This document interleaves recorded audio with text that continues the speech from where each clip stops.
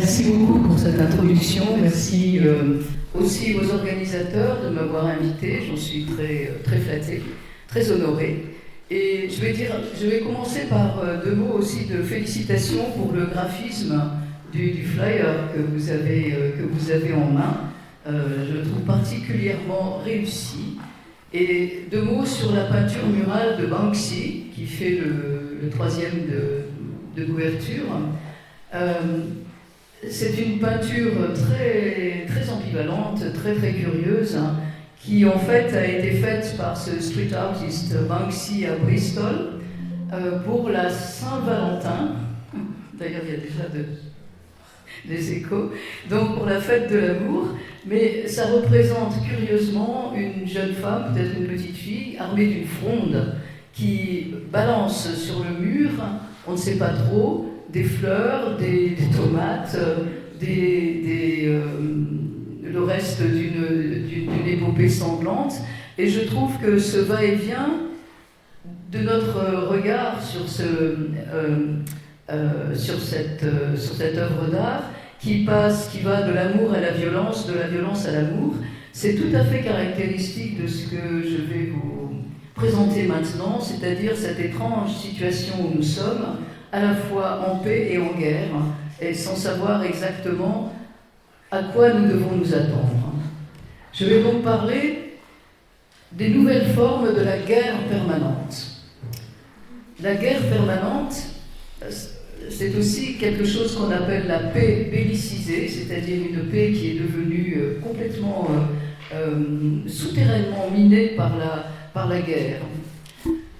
En tout cas, il est clair que l'heure est à la guerre. Si vous écoutez la radio, si vous ouvrez les journaux, nous ne parlons que de conflits, en particulier de conflits qui nous sont proches. Et la Russie, la Chine, l'Iran, parfois la Turquie ou même l'Inde sont désormais désignés comme des ennemis de l'Europe. Les pouvoirs politiques s'inquiètent, c'est leur rôle. On n'entend parler que d'investissement dans l'industrie de défense, de réarmement, de capacités militaires et en Allemagne de conscription possible. Dans ce concert médiatique qui anticipe un conflit sanglant entre États, c'est la définition classique des guerres, un conflit sanglant entre États, un grand vide, celui de la population civile. Or, tous les spécialistes des conflits le savent, les civils ne sont pas de simples victimes des guerres, des victimes passives. Ce sont de plus en plus des acteurs des guerres. Ils sont otages, boucliers humains, objets de chantage, mais aussi collaborateurs, résistants et parfois guerriers. Et les guerres se gagnent et se perdent avec les populations. Pensez à ce qui se passe en Ukraine, par exemple, ou à Gaza aujourd'hui.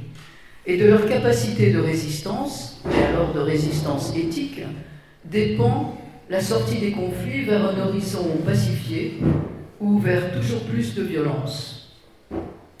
Seulement, la situation dans laquelle nous sommes, en tout cas en Europe, n'est pas encore, j'ose dire, en tout cas n'est pas celle d'un conflit ouvert. Et nous ne pouvons pas savoir si ce dernier éclatera. Mais dès à présent, nous nous trouvons dans ce que certains désignent par donc la guerre permanente ou encore la paix bellicisée. C'est-à-dire un état de belligérance évident, enfin pas si évident que ça, mais sous le seuil du conflit ouvert. C'est au fond la deuxième étape d'une trilogie compétition économique, politique, idéologique, contestation, ensuite contestation et après conflit. Et la situation est rendue plus complexe encore par l'attitude aujourd'hui des États-Unis d'Amérique, car le trumpisme attaque les fondements du droit national, aux États-Unis d'abord, et du droit international, et se propose de transformer les États-Unis en une méga-entreprise, servie par la supériorité technologique à tout prix, et le fonctionnement monopolistique du numérique, dans une vision techno-césariste qui fragilise directement l'Europe. Le politologue italien Lorenzo Castellani intitule cette séquence « l'ère de l'accélération réactionnaire ». C'est une définition tout à fait pertinente et qui souligne le paradoxe d'une vision futuriste du monde fondée sur les développements absolument sans précédent, dans la rapidité en tout cas, de la technologie, appuyée en même temps sur des réflexes conservateurs, identitaires et antimodernes. Et nous sommes véritablement dans un changement de paradigme culturel, en plus d'un changement de paradigme géopolitique. Cette zone grise de la guerre permanente, de la guerre sous la guerre, foisonne de menaces hybrides, encore un terme à préciser, dont la caractéristique principale est l'arsenalisation de tout. C'est-à-dire que tout peut devenir une arme à partir du moment où nous sommes dans cette situation qui va de la compétition à la contestation. Lorsque la compétition donc vire à la contestation, tout peut servir d'arme pour générer de l'ambiguïté, c'est ça le plus important, afin de déstabiliser l'adversaire. L'économie, par exemple les taxes, le droit, on change les règles, la santé, les épidémies, les transports, on bloque, l'information, on dérégule et en même temps on mésinforme, l'eau, l'espace, l'énergie bien sûr, l'alimentation, la culture, les hommes, les migrants, le numérique, absolument tout. Je pourrais donner énormément de détails, mais par exemple pour l'alimentation, la Chine a fait des stocks absolument énormes de blé qui lui permettent à terme de réguler non seulement les cours, mais aussi d'être à l'abri, bien sûr, pour sa propre population. Alors, sous le seuil du conflit ouvert, le problème, c'est vraiment celui de l'ambiguïté. Quand la Russie attaque l'Ukraine, c'est clair. Mais sous le seuil du conflit ouvert, on ne peut pas savoir s'il y a vraiment un agresseur, et surtout, on ne connaît pas ses intentions profondes. Comment savoir, par exemple, qui est derrière une cyberattaque ? Un hacker de 14 ans particulièrement pertinent et entraîné, ou bien un véritable État. Couper l'approvisionnement en gaz et en pétrole, ça peut se faire pour des raisons économiques parfaitement rationnelles. Multiplier les taxes de douane par 100, eh ben, ça ne relève pas du droit international humanitaire, c'est-à-dire du droit de la guerre. Rien n'empêche un État malveillant d'utiliser l'arme de l'extraterritorialité des droits pour affaiblir ses concurrents. Alors ça, c'est une grande pratique à la fois des États-Unis et de la Chine, de façon à fragiliser un adversaire et à le forcer à d'autres concessions qui, elles, seront plus stratégiques. Et lorsque le vice-président des États-Unis, J.D. Vance, énonce à la conférence de sécurité de Munich en février « Ne croyez pas que l'OTAN va continuer à vous protéger si vous mettez des limites à nos plateformes numériques », la menace, ou le message en tout cas, pour le coup, est sans ambiguïté. Il nous faut choisir désormais entre la sécurité et la prospérité, ou le confort. Bon, alors cette arsenalisation de tout, en réalité, c'est pas nouveau, et c'est largement utilisé dans les guerres déclarées, les guerres classiques. Mais ce qui est très caractéristique depuis une dizaine d'années, c'est que l'amplitude de cette arsenalisation est désormais démultipliée par le développement de la technologie, notamment le numérique, ce qu'on appelle l'intelligence artificielle, les réseaux sociaux, et tout ça est vraiment préparé depuis plusieurs années, enfin plusieurs décennies, mais c'est vraiment dans les 10 ou 15 dernières années, ou 20 dernières années que ça a pris des proportions énormes.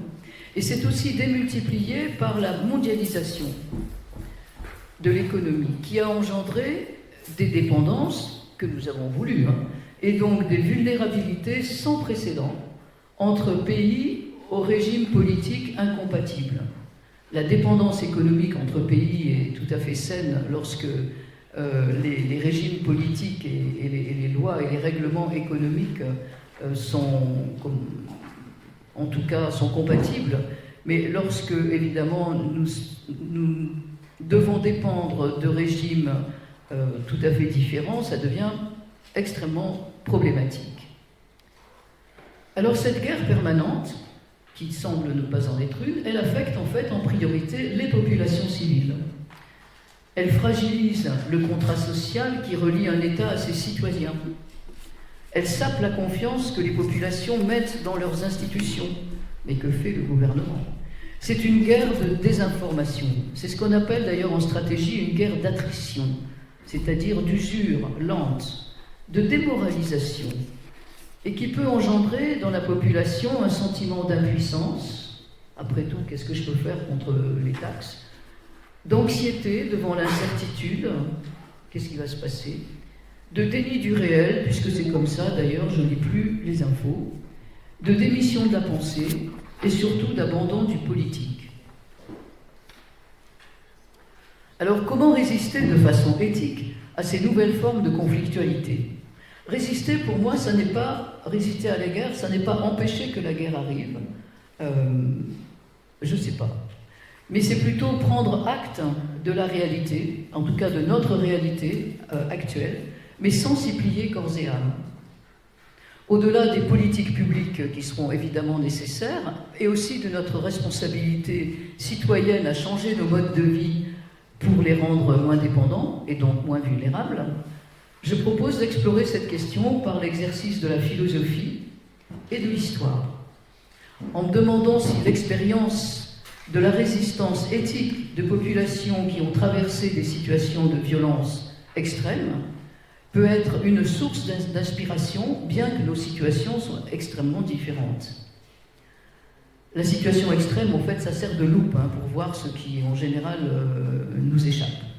Et dans un essai de philosophie, suite à une thèse faite avec le professeur Guylain Waterloo, que je remercie d'être venu, un essai de philosophie donc, qui est paru aux éditions Labor et Fides, j'ai proposé de déployer la polysémie de la notion de réserve, ce qui est un peu inattendu, comme une clé de compréhension de ce qui a permis à des déportés une forme de résistance éthique, refusant aussi bien la résistance armée que le sacrifice héroïque de leur personne. Voilà ce que je vais essayer de développer avec vous, après avoir cependant d'abord dit deux mots sur ce que j'entends par réserve. Au sens matériel, concret, la réserve, c'est un espace dans lequel, au présent, nous mettons des ressources, que nous appelons d'ailleurs aussi des réserves, belle métonymie, selon une expérience passée et pour une utilisation future. Au sens figuré, la réserve désigne une attitude de retrait, de prudence, et le terme réserve évoque souvent la pudeur, qui est destinée à protéger une intimité menacée. Quant aux ressources qui sont mises en réserve, elles peuvent être de toutes sortes, matérielles, des confitures aux petites cuillères, physiques, psychiques, spirituelles, symboliques, militaires, etc. Mais quelle que soit son acception, vous comprenez que la notion de réserve évoque toujours une mise à l'écart et un report, une déliaison, un retrait par rapport à l'extérieur pour une reliaison. C'est donc, par principe, un concept relationnel. C'est un concept de médiation qui met en relation des pôles opposés tout en préservant toujours leur tension. L'espace concret de la réserve, et le temps, le passé, le présent, le futur. L'extérieur, le monde extérieur, dangereux, l'intérieur, l'intime, l'intérieur de la réserve, l'individuel et le collectif. C'est assez intéressant, alors là je fais une parenthèse qui n'est pas dans la traduction anglaise, mais au fond c'est un concept de vide et de liberté et de manque, c'est-à-dire que la réserve, un peu comme l'esprit pour les Grecs, qui peut être l'intellect, qui peut être cette page vierge dans laquelle tout peut s'écrire, mais qui en même temps n'est rien en elle-même, la réserve n'est rien tant qu'elle n'est pas investie par des réserves qui ensuite seront utilisées et donc dépensées. Donc c'est vraiment et c'est ça qui permet la liberté d'action. Je ferme la parenthèse. Dans les situations extrêmes de domination et de violence, déportation, génocide, guerre, des hommes et des femmes tout à fait ordinaires ont trouvé en eux et collectivement des formes éthiques de résistance. En fait, ils ont établi ou rétabli des médiations matérielles ou symboliques, là où les médiations institutionnelles étaient absentes ou mortifères. C'est ce que je développe, c'est ce que j'ai développé dans cette thèse et qui est de façon plus légère exprimée dans le livre publié chez Labor et Fides. Je vais évoquer quelques-unes de ces médiations de la réserve qui me semblent pertinentes pour la situation contemporaine que vise ce colloque. La réserve de l'intime, d'abord, comme notion politique. La réserve de la fiction contre les dérives de la post-vérité. Et la réserve de la médiation temporelle et spirituelle de l'espérance. Et pour chacune d'entre elles, donc intime, fiction et espérance, je fais l'hypothèse que l'éthique est toujours inséparable du politique. L'intime, donc. L'intime comme notion politique sollicitant la médiation des institutions. La situation de guerre permanente, parce qu'elle génère en nous incertitude et sentiment d'impuissance, peut nous inciter à nous désintéresser de la politique pour nous replier sur notre vie intime. À première vue,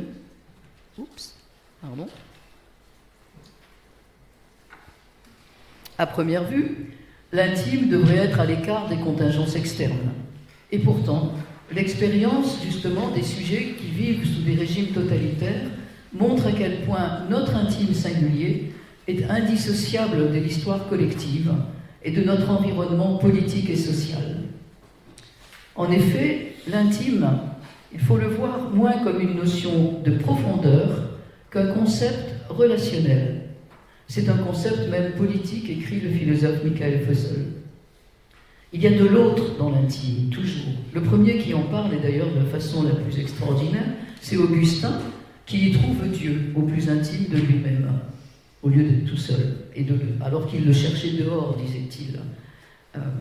Kant y verrait la conscience morale, Freud y voit l'inconscient, mais nous, notre intime, quand nous y pensons, ça reflète en fait tout ce qui nous constitue, le moi, l'esprit, le corps, mais surtout notre histoire, notre mémoire, nos proches, nos amis, notre famille.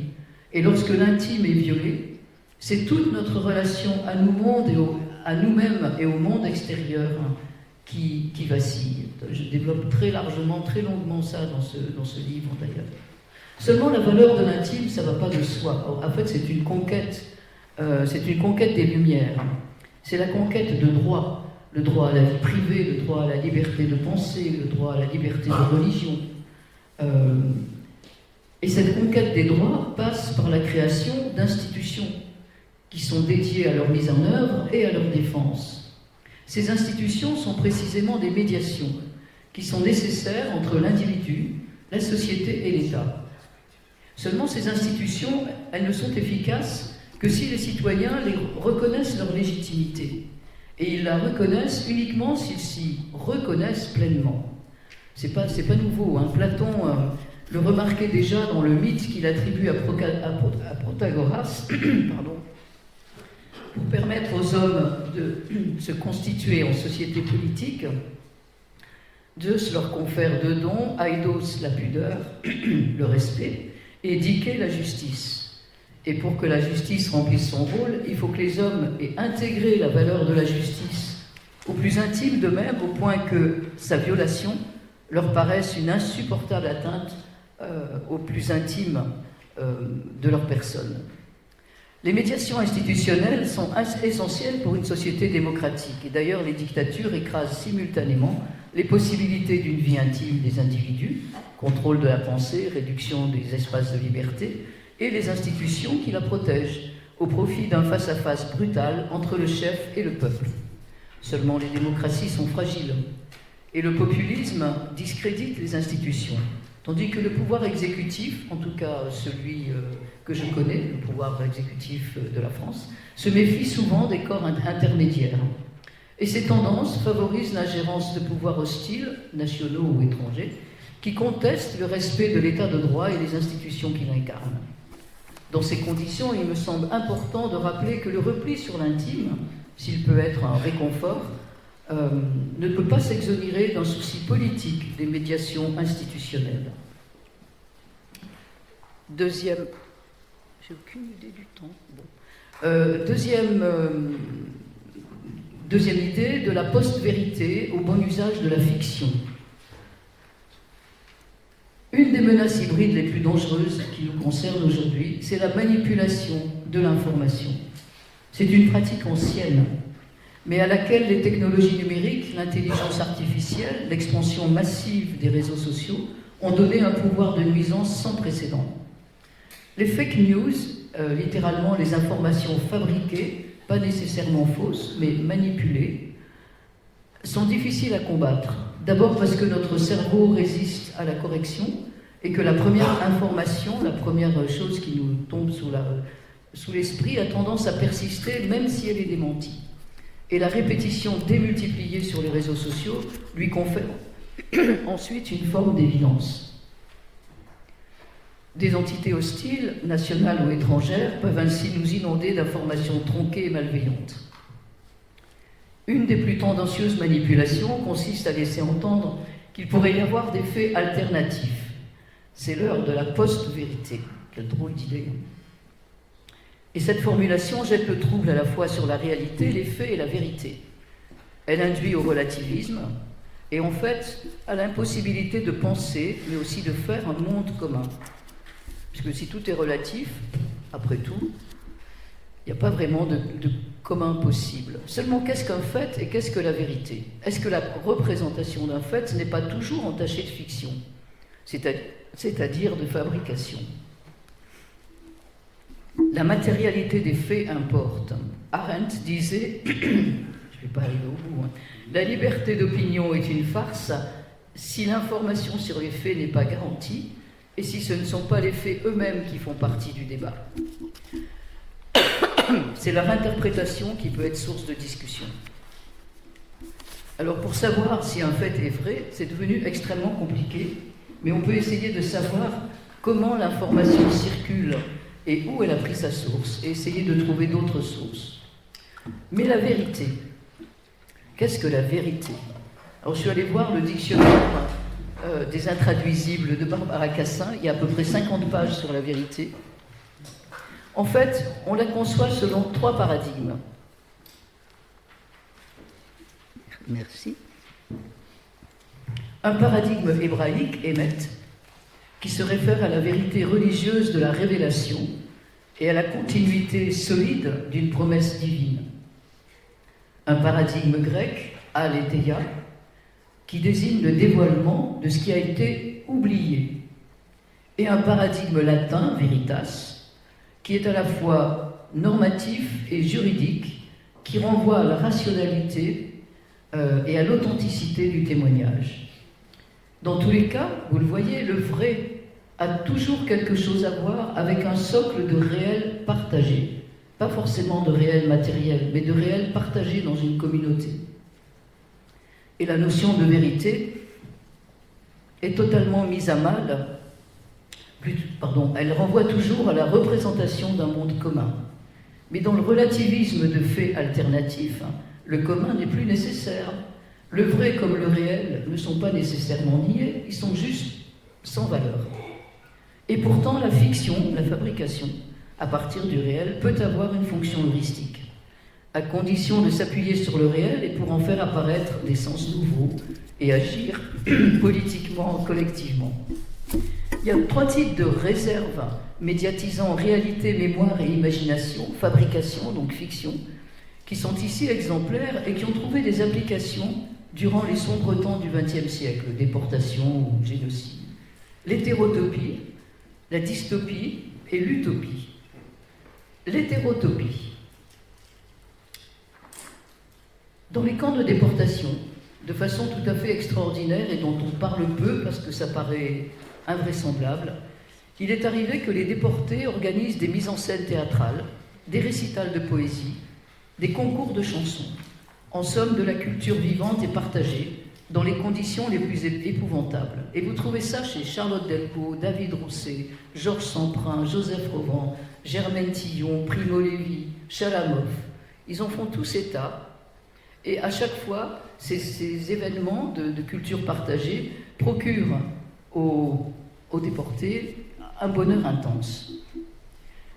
Ces moments de culture vivante vécue au lieu même de l'emprisonnement et dans la proximité de la mort, relie les déportés à un temps et un espace autres, les relie entre eux et dans une expérience horizontale de démocratie éthique.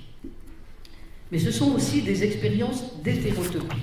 C'est un terme que Michel Foucault avait développé pratiquement à la fin de son enseignement, c'est-à-dire des espaces qui sont à part du réel habituel, qui ne nient pas le réel, qui est toujours là, mais qui contestent de façon à la fois concrète et existante ce qu'il est. Alors Foucault, il prend pour exemple la prison, l'asile, enfin c'est plutôt triste, hein, la prison, l'asile, les EHPAD, mais il parle aussi du théâtre. Et c'est vrai, ce sont, même une situation comme celle-ci, moi j'y mettrais volontiers aussi les célébrations religieuses. Ce sont des hétérotopies au sens où on s'y comporte de façon différente, on n'oublie pas que le monde existe, mais en même temps, on est dans un autre espace. La dystopie, vous savez, c'est les utopies à l'envers, quoi. La violence inouïe du XXe a donné naissance à des œuvres majeures de dystopie. En Russie, Zamyatin écrit « Nous autres », qui est presque une prémonition du meilleur des mondes, dès 1920. Orwell compose 1984 dans les dernières années de la guerre. Le meilleur des mondes d'Huxley paraît en 1931. Et plus proche de nous, Philippe Roth a écrit Le complot contre l'Amérique en 2004, au moment où les néoconservateurs qui entouraient George W. Bush lançaient les États-Unis et le monde dans une fuite en avant et une déstabilisation profonde du Proche-Orient. Toutes ces dystopies sont le fruit de catastrophes qui sont arrivées ou qui sont pressenties. Elles décrivent le pire, mais surtout elles font apparaître les menaces en réserve dans le réel présent. Et l'utopie, maintenant, c'est le lieu d'une réserve de temps et d'espace. Un temps et un espace autres que les utopistes imaginent en réaction au sombre temps qu'ils traversent, pour en faire apparaître les failles, mais aussi les possibilités d'ouverture. L'utopiste, c'est vraiment celui qui se place en réserve et à l'écart du monde, pour penser dans l'écart, faire apparaître un futur possible, et sans jamais prétendre trouver une fin totalisante, contrairement à l'idéologie. L'incertitude, chez les utopistes, devient réserve d'énergie pour transformer le réel présent. La meilleure expression de l'utopie au XXe, c'est vraiment l'œuvre d'Ernst Bloch, à la fois dans l'esprit de l'utopie, mais encore plus, qu'il publie en 23, mais encore plus dans le Principe Espérance, qui est en fait un véritable livre sur l'utopie, entre 55 et 59. Et pour Bloch, l'homme et le monde sont encore inachevés. Et c'est ce qui les pousse vers l'utopie, où ils seront délivrés de la faim, FAIM, et de la domination. Bloch a cette idée que l'homme souffre, que nous souffrons d'un manque d'être. D'ailleurs, il a écrit, ça aussi c'est pas dans le texte, il a écrit un recueil de nouvelles qui s'appelle Traces, dès 23 ou 28 je crois, et qui commence, le premier texte commence ainsi, je suis, mais je ne suis pas encore en possession de mon être, tel est le devenir de notre futur. C'est-à-dire que ce que nous avons à être, c'est à être toujours plus, à être, non pas à nous maintenir dans l'être, comme le dirait Spinoza, mais à être toujours davantage, à trouver sans cesse plus d'être. Et c'est totalement contraire au délire du transhumanisme, qui voit le manque dans l'homme, non pas comme quelque chose qui pourrait le pousser à être davantage, mais comme une tare qu'il faut faire disparaître immédiatement par la technologie. Non seulement une tare, mais une tare qui va pouvoir être remplacée par la technique, c'est-à-dire qu'il ne s'agit pas ici de plus d'être, mais de plus d'avoir. Alors, toutes ces expériences, un peu rapidement présentées, montrent que l'imagination ne dévalorise pas le réel, ni la fiction, mais part du réel existant pour en faire apparaître le sens et l'ouvrir à d'autres possibles, mais toujours, en tout cas pour les utopistes dont je parle, dans le respect de la justice, d'une plus grande justice pour tous. J'en viens à mon troisième exemple de médiation, celle de l'espérance. Un autre effet de la guerre permanente, c'est de bloquer la possibilité de penser des alternatives. On n'a pas le choix. Il n'y a pas de choix. C'est ce qu'on entend tout le temps d'ailleurs, ce que dit la Commission européenne en permanence. On n'avait pas d'autre choix que d'accepter tel ou tel projet, telle ou telle négociation. Et la situation qui paraît sans issue nous paraît aussi frappée d'une forme de nécessité, et en somme, nous nous sentons captifs du réel. Seulement, si les sorties de crise sont en grande partie du ressort des pouvoirs politiques, les individus que nous sommes ne manquent pas, pour autant, de ressources intérieures et collectives pour éviter l'apathie. Car, comme le disait Hannah Arendt, encore elle, c'est la passivité négative des masses qui fait le lit du totalitarisme. Et en janvier 1942, le philosophe Gabriel Marcel, philosophe chrétien, donne une conférence sur l'espérance dans la ville de Lyon, une ville qui est encore pour quelque temps en France libre, mais qui est singulièrement exposée, d'une part en raison de sa proximité avec la ligne de démarcation, avec la Suisse, et puis des réseaux de résistance. L'espérance, dit Gabriel Marcel, se manifeste dans toute sa force précisément dans les situations de captivité, de désespérance. Et il considère une captivité aussi bien l'occupation nazie que la prison ou la maladie incurable. Seulement l'espérance ne se confond pas avec l'espoir, lequel reste focalisé sur un objet à obtenir, toujours l'avoir, serait-ce même la guérison ou la libération. Elle est, comme la grâce, dit-il, un don gratuit, transformé en volonté. On peut refuser l'espérance, écrit-il, comme on peut se refuser à la grâce. Et il écrit encore, celui qui espère dit « j'espère », comme le croyant dit « je crois ». La façon dont il se représente l'espérance, ça m'a beaucoup frappé, consonne étroitement avec plusieurs aspects de la notion de réserve, notamment la retenue, la patience, la relation à l'autre et la médiation. L'espérance pour Gabriel Marcel, c'est une attitude de pudeur et de réserve, mais intimement liée aux autres. Il écrit, je cite, « Lorsque nous avons dit que l'espérance est aux antipodes de la prétention et du défi, nous nous sommes mis en état de reconnaître qu'elle est essentiellement silencieuse et pudique, sauf lorsqu'elle se développe dans le registre du nous, dans le registre fraternel. » Il écrit aussi cette autre formule que je trouve magnifique, « J'espère en toi pour nous ».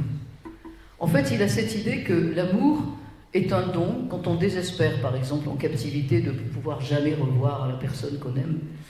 Il dit, l'amour, c'est un don qu'on fait à l'autre, en le rendant capable d'aimer à son tour. Et désespérer, c'est lui retirer la possibilité de ce don, c'est lui reprendre ce qu'on lui a donné. Il écrit, je cite, « On ne peut parler d'espérance que là où existe cette interaction entre celui qui donne et celui qui reçoit, cette commutation qui est la marque de toute vie spirituelle. » Fin de citation. L'espérance, dit-il encore, est médiation. Elle médiatise le présent de l'épreuve, le passé remémoré et le futur. Elle propose au sujet une autre relation au temps et à l'espace, au cœur même de l'épreuve. L'espérance, dit-il, il la met en relation avec la patience. C'est une expérience de patience vis-à-vis de soi et de patience vis-à-vis des autres. Et la patience, dit Gabriel Marcel, c'est une relation confiante au temps. Je cite, « Dans l'espérance, je développe par rapport à l'événement, et surtout peut-être par rapport à ce que l'événement fait de moi, un type de rapport, un mode d'intimité semblable à celui que j'entretiens avec l'autre quand je me montre patient avec lui. » L'espérance chez Gabriel Marcel est temporalisation du temps, c'est-à-dire qu'on redonne au temps sa véritable valeur, comme dans l'utopie de Bloch. Elle permet une réunification avec toutes les formes temporelles de soi, et elle est, il a aussi cette autre formule, je cite, une mémoire du futur. Et par là, dit Gabriel Marcel, elle ouvre à un futur prophétique. Dans le présent de l'épreuve, dans le présent de la captivité, quelle qu'elle soit, de l'inespérable, soutenu par le double mouvement de la mémoire et de l'espérance sans visée d'attendu, encore une fois, comme l'utopie, l'homme captif peut se tenir éthiquement. Mais cela n'est possible que s'il accepte cette conversion spirituelle dont il est à la fois le destinataire, le récipiendaire et l'agent. Ça, c'est la conférence de Gabriel Marcel. Et Paul Ricoeur, philosophe influencé par Gabriel Marcel dont il a suivi les conférences, complète plus tard cette vision qui peut paraître quand même un peu idéaliste par une réflexion sur la volonté, la patience et le consentement au réel, lorsque le réel est aussi le lieu du mal absolu. Il écrit, je cite, « Si l'espérance est l'âme du consentement à la nécessité, du consentement à... Voilà, c'est comme ça.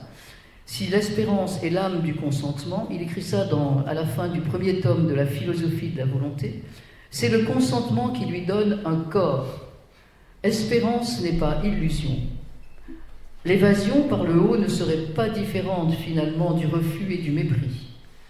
L'espérance qui attend la délivrance est le consentement qui s'enfonce dans l'épreuve. La patience immanente, comme chez Marcel, la patience immanente, celle qui demeure dans le jeu JEU, est la figure de l'espérance qui transcende. Ainsi, l'espérance n'est pas le triomphe du dualisme, mais le viatique sur le chemin de la conciliation. Le dualisme dont il parle ici, c'est le dualisme entre liberté et nécessité. Donc l'espérance, ce n'est pas le triomphe du dualisme, je choisis la liberté, par le haut, mais le chemin vers la conciliation de la nécessité et de la liberté. Et il a cette formule magnifique, tout à fait rare, parce que Ricoeur n'est vraiment pas un poète.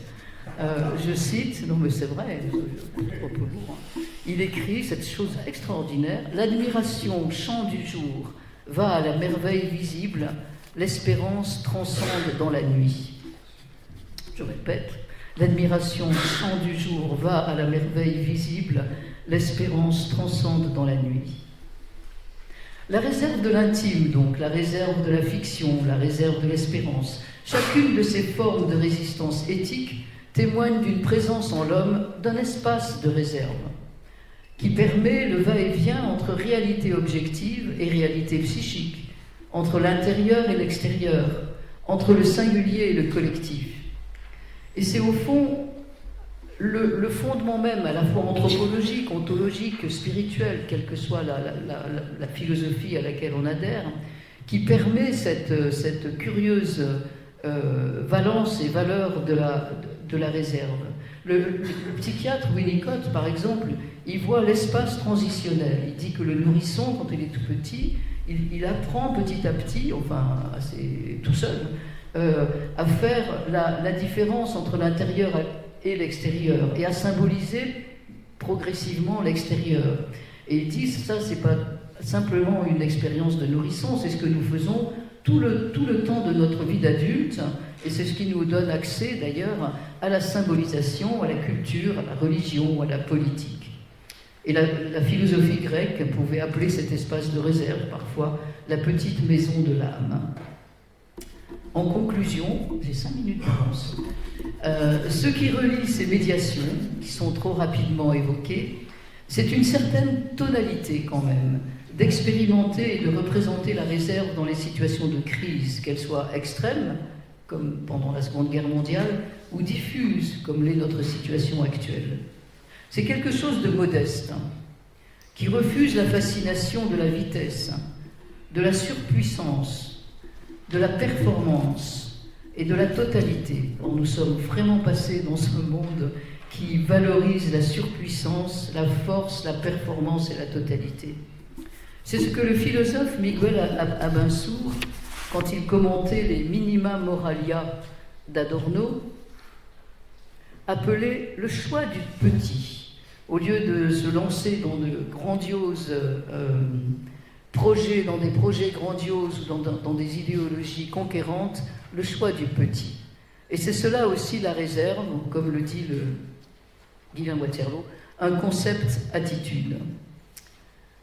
En conclusion, quand le réel nous déborde, quand il devient illisible, angoissant, la tentation de rejeter l'anxiété à l'extérieur sur un ennemi concret, la Russie, ou imaginaire, les migrants, peut se faire pressante.